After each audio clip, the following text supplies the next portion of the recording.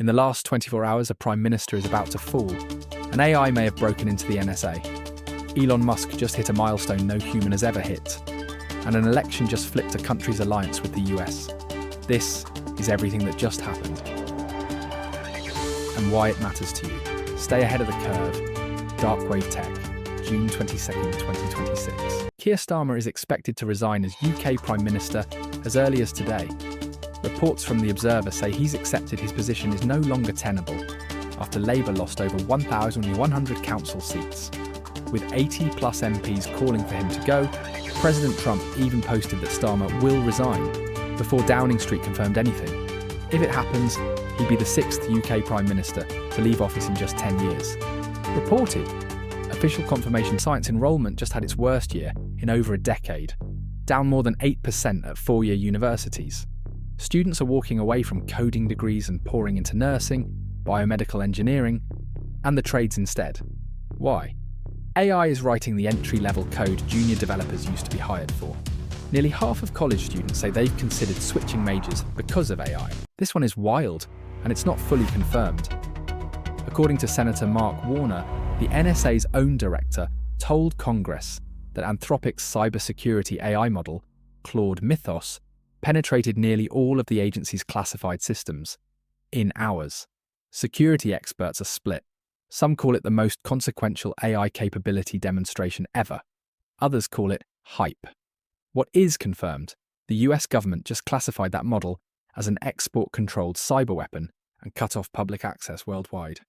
Norway just announced a near-total ban on generative AI for elementary school kids ages 6 to 13 starting this school year. Prime Minister Jonas Gahr Støre said school is where kids learn to read, write and do math, not outsource it. Teens 14 to 16 can only use AI under teacher supervision. This follows Norway's smartphone ban, which already cut bullying and boosted grades. Iran's president just confirmed that $6 billion in funds frozen in Qatar will be returned to Tehran as part of a preliminary deal to end hostilities with the US. The catch? The money can only be spent on humanitarian goods, and it's being released in phases, tied directly to Iran reopening the Strait of HORMUZ. Tied to that same deal, Iran is demanding direct coordination with the US over the Strait of HORMUZ before it fully reopens. About a fifth of the world's oil passes through this strait. Any disruption here moves gas prices globally, including yours. With 20% of world oil flowing through HORMUZ, the stakes for global energy stability couldn't be higher. Forget quadrillionaire. Here's the real number. Elon Musk just became the first person in history with a net worth over $1 trillion. The trigger was SpaceX's IPO, layered on top of his nearly $1 trillion Tesla pay package. No human being has ever been worth this much money. Elon Musk, $1 trillion, a first in human history. Israel carried out fresh strikes on Lebanon, and it already had consequences. These exchanges of fire delayed the Iran-US ceasefire talks in Switzerland by a full day. The region remains one decision away from a much bigger escalation. Now to tech, where the race to go public just got a new front-runner. OpenAI confidentially filed paperwork for a US IPO on June 8th, last valued at $852 billion from a funding round it closed in March.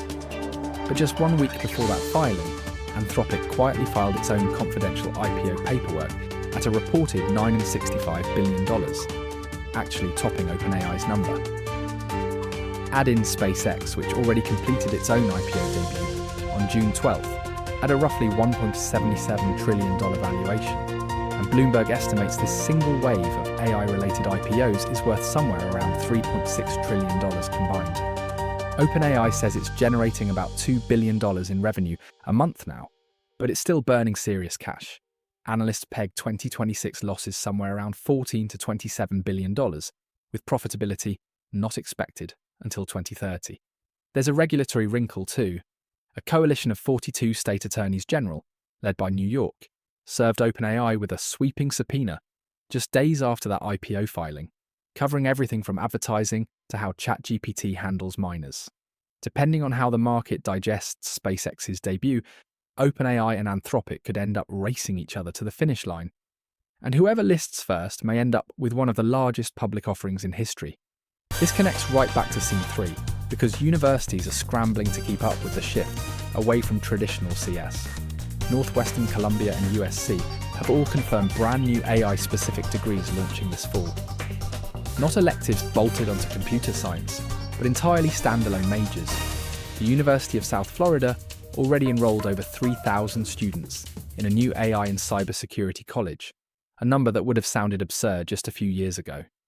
MIT says its AI and decision-making major is now the second largest on campus. The old formula, get a computer science degree, get a guaranteed high-paying job, doesn't hold the way it used to. The new bet schools are making a specialization, pairing AI literacy with healthcare, engineering, or work that requires physical presence, a proficiency and human judgment AI genuinely can't replace yet. Here's a business most people don't even know Amazon runs, and talk about its future resurfaced again this week.